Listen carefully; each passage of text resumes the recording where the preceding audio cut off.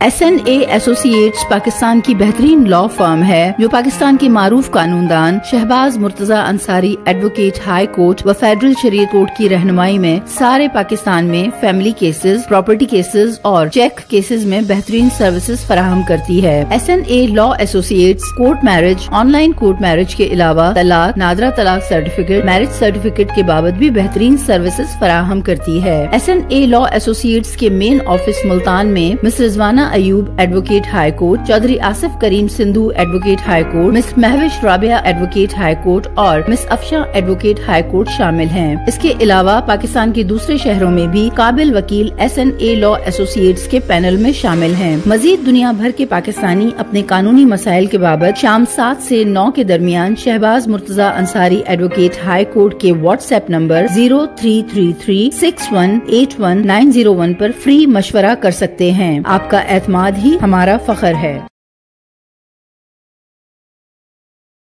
मोहतरम अस्सलाम वालेकुम। Shahbaz Murtaza Ansari advocate high court व फेडरल शरीयत कोर्ट मुल्तान पाकिस्तान से आपसे मुखातिब हूँ। आज का मेरा जो लेक्चर है वो कोई कानूनी लेक्चर नहीं है। आज मेरा लेक्चर है कि मुझे अहमद फराज जो शायर थे उनकी शायरी क्यों पसंद है और मेरी उनसे मुलाकात कब हुई और जो नाकदीन उन पर जो एतराज़ करते थे वो क्या है और क्या वो एतराज़ दुरुस्त था। तो मेरे पसंदीदा शायर हमेशा से अहमद फराज रहे हैं, तो आज मैं उनकी शख्सियत पे, उनकी शायरी पे कुछ गुफ्तगू करना चाहूँगा और अपने भी कुछ हवाले उसमें देना चाहूँगा। हुआ कुछ यूँ कि पिछले दिनों मैं इस्लामाबाद एक केस में गया था। वहाँ हमारे दोस्त हैं शाद साहब हैं, तो वो मुझे उन्होंने मुझे कहीं लेके जाना था, घुमाने फिराने के लिए घूमना था हमने।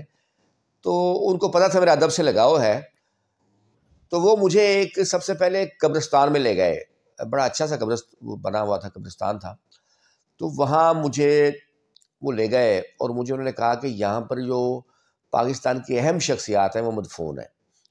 तो मैं जब वहाँ गया तो एक तरफ अहमद फराज साहब की कब्र थी, उसके चंद कदम दूर ही परवीन शाकर साहिबा जो बहुत बड़ी शायरा थी पाकिस्तान की, बल्कि उनसे बड़ी शायरा ख़वातीन में कम अज़ कम अभी तक नहीं है कोई आई, वो मदफून थी। उसके साथ ही डॉक्टर अब्दुल कदीर ख़ान थे। तो मैं बड़ा मशकूर हुआ शाद साहब का कि मुझे एक ऐसी जगह लेकर आए जो कि एक यादगार है। तो कई यादें थी मेरे ज़हन में पहले तो ये सवाल बात आई कि कुछ साल पहले ही परवीन शाकर, अहमद फराज जो थे वो इकट्ठे मुशायरों में जाया करते थे, मुशायरों की जान हुआ करते थे, और आज ये दोनों यहाँ मदफून है। एक जगह अहमद फराज साहब, उससे चंद कदम के फासले पर परवीन शाकर। मुझे वो याद आया जॉन एलिया का एक शेर कि कितनी दिलकश हो तुम, कितना दिलजो हूँ मैं, क्या गज़ब है कि हम दोनों मर जाएंगे। तो हमारी ज़िंदगी भी ऐसी है। आज हम जिन लोगों के साथ ज़िंदगी को एंजॉय कर रहे हैं, जिन रिश्तेदारों के साथ, जिन दोस्तों के साथ, कल को ऐसे ही होना है। एक जगह हम पड़े होंगे, एक जगह कोई दूसरा पड़ा होगा। खैर, अहमद फराज साहब, जब मैं टीनेज में था जब मैंने शायरी वगैरह पढ़नी शुरू की, मैं शायद मैट्रिक के बाद मैंने इसको पढ़ना शुरू किया, तो मुझे जो शायरों ने मुतासर किया उनमें अहमद फराज साहब थे, परवीन शाकर थे, नज़म में अमजद इस्लाम जज साहब थे। फिर उन दिनों एक नए शायर भी फरताबाद शाह साहब भी होते थे, वो उन दिनों नए थे, तो उनकी भी काफ़ी किताबें थीं। तो मुझे जो सबसे ज़्यादा इम्प्रेस किया वो अहमद फराज और परवीन शाकर ही थे। अहमद फराज साहब से मुझे एक डायरेक्ट मिलने का भी इत्तेफाक हुआ। एक तो ये था कि मुल्तान में ही शाकिर हुसैन शाकर साहब हैं, उनका कैंट में एक बुक शॉप है। तो अहमद फराज साहब उन्हीं की दावत पर आए थे। रज़ीउद्दीन अज़ीज़ साहब हैं, तो वो मुल्तान में तब अब रमादा होटल है, लेकिन वहाँ उस वक़्त यही रमादा होटल हॉलिडे इन हुआ करता था। तो अहमद फराज साहब वहाँ आए थे, तो उन्होंने वहाँ पर अपनी गज़लें, नज़में सुनाई। बल्कि मुझे याद है कि उन्होंने उस वक़्त उनकी मशहूर जो गज़ल थी वो थी, सुना है लोग उसे आँख भर के देखते हैं। तो ये उन्होंने सुनाई थी। तो बल्कि वो फ़नी सी बात भी हुई कि एक आदमी खड़े हुए, मजाक में उन्होंने कहा, जी फराज साहब सिर्फ सुना ही था या कुछ देखा भी था? तो बड़ा एक हंसे लोग वहाँ पे। اچھا اس کے بعد پھر میں نیا نیا وکیل تب بنا تھا، تو ہمارے ہائی کورٹ میں فنکشن ایک ہوا تھا، تو ہائی کورٹ میں احمد فراز صاحب کو بلوایا گیا تھا، تو میں بھی تھوڑی بہت شاعری کرتا تھا ان دنوں، تو میں نے بھی بلکہ میرے لیے اعزاز کی بات ہے کہ میں نے احمد فراز صاحب کی موجودگی میں وہی جو ہمارا ہال تھا ہائی کورٹ کا، وہاں میں نے ایک غزل اپنی سنائی تھی. غزل مجھے یاد ہے جو میں نے سنائی تھی، اس کے چند شعر بھی سنا دیتا ہوں. جفا کے تخت پہ خود کو بحال مت کرنا، جفا کے تخت پہ خود کو بحال مت کرنا، کبھی بھی تم کوئی ایسا کمال مت کرنا، یہ برگ ٹوٹ کے شاخوں سے کدھر جاتے ہیں، یہ برگ ٹوٹ کے شاخوں سے کدھر جاتے ہیں، خزاں سے تم کوئی ایسا سوال مت کرنا، تو جب نظر پھیرے چاند بھی قدموں میں آئے، یہ تیرا کمال صحیح مگر یہ کمال مت کرنا. یہ میں نے غزل سنائی تھی، اور اس کو احمد فراز صاحب نے بھی بلکہ پسند کیا تھا، پسند کی گئی تھی دیگر لوگوں کی طرف سے بھی. تو اس کے بعد میں نے باقاعدہ پھر شاعری نہیں کی، اب صرف پسند کرنے کی حد تک ہی ہے، بلکہ اب یہ ہو گیا کہ میں وکالت میں اتنا بزی ہو گیا، میرا وہی ادب جو تھا وکالت میں آ گیا. یہ جو میں آرٹیکل لکھتا ہوں، یہ جو میرا لیکچر ہے، یہ میرا ادب ہی ہے. اب یہ ہوتا ہے کہ میں کوئی شاعری کی بک اگر پڑھوں بھی صحیح، تو مجھے ذہن میں خیال آتا ہے کہ مجھے قانون کی بک پڑھنی چاہیے. اب شاعری کتابیں میری صرف جو بک شیلف ہے وہ 7 کی ہی رہ گئی ہیں. قانون جو ہے کیونکہ ظاہر ہے میرا فیوچر اس سے وابستہ ہے، اسی میں ہی میں نے جو تھوڑا بہت محنت کرنی ہے یا آگے بڑھنا ہے، تو مجھے اسی میں ہی جو ہے وہ بڑھنا پڑتا ہے. اچھا اس میں ان پر جو اعتراض ہوتا تھا، احمد فراز صاحب، پہلے تو ایک بات بتاؤں، ان کا فیض احمد فیض سے بڑا تعلق تھا، قریبی تعلق تھا، ان کے رفقا میں یہ شامل تھے. اور پھر احمد ندیم قاسمی صاحب سے بھی ان کا اچھا تعلق تھا، یہ بڑے شاعر ہیں پاکستان کے. سو احمد فراز جو جیسے جیسے فیض احمد فیض صاحب کی مزاحمتی شاعری بھی تھی، ٹھیک ہے، جو انہوں نے لکھا خاص طور پہ سکوت ڈھاکہ پہ.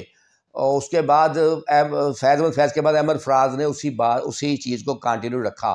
انہوں نے مزاحمتی شاعری کی، ان کو ضیاء دور میں جلا وطن بھی کیا گیا، یہ در بدر بھی ہوئے. اس کے علاوہ رومانٹک شاعری میں ان کا کمال یہ تھا کہ بڑے سادہ الفاظ میں بڑی خوبصورت بات کرتے تھے. سو جتنی شہرت ان کو ملی ہے، جتنے گلوکاروں نے ان کے گانے گائے ہیں، وہ شاید کسی اور شاعر کے نہیں گائے گئے.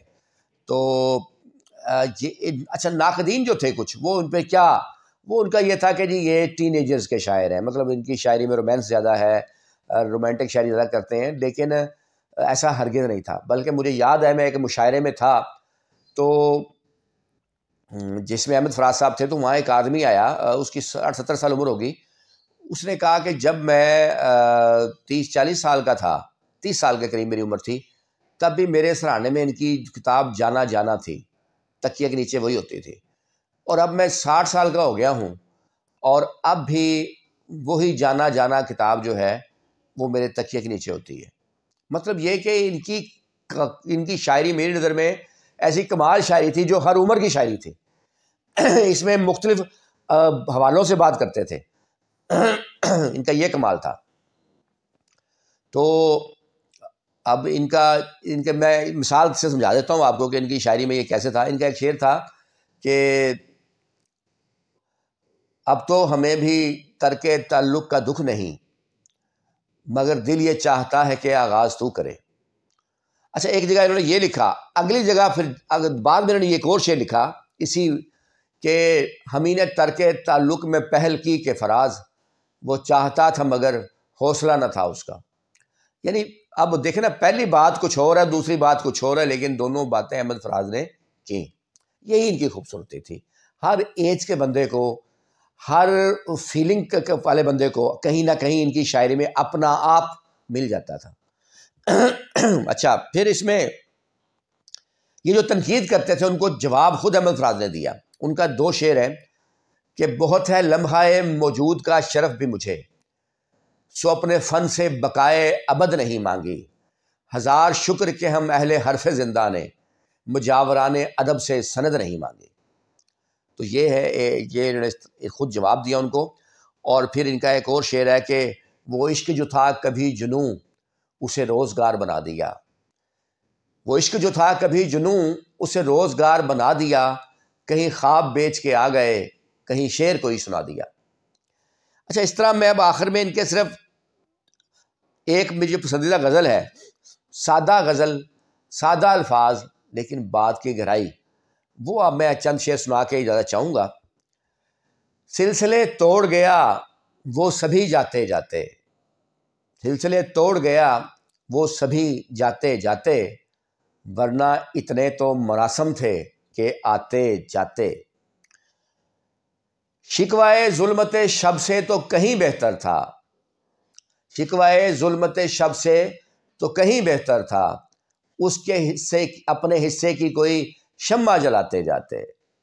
اور شعر جو میرا پسندیدہ شعر ہے کہ کتنا آسان تھا تیرے ہجر میں مرنا جانا، کتنا آسان تھا تیرے ہجر میں مرنا جانا، پھر بھی ایک عمر لگی جان سے جاتے جاتے۔